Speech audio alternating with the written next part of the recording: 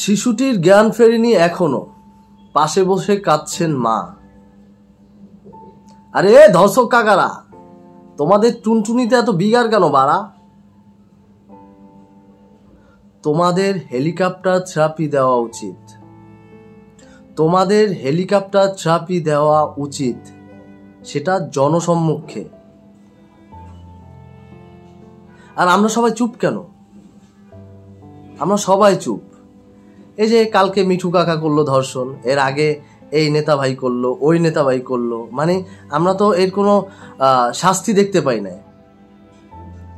তারপরেও এই যে প্রতিনিয়ত এরকম ধর্ষণ হয়ে যাচ্ছে, তারপরেও আমরা এত চুপ কেন সবাই? মানে এসব নিয়ে কথা বললে কি আমরা দেশদ্রোহী হয়ে যাব?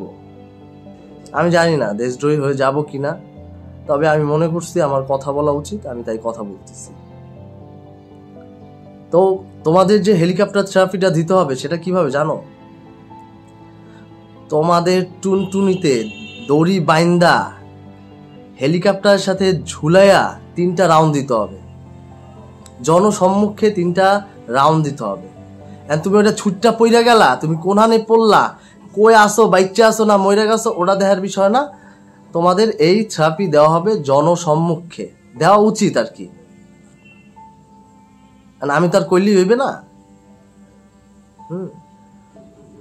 এটা উচিত। আর এটা যদি দেখে, এটা যদি মানুষ দেখে, তার এরপরে আর ধর্ষণ করার মতো এই সাহস কেউ করবে না।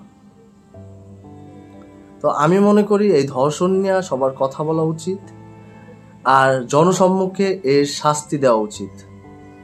ধন্যবাদ।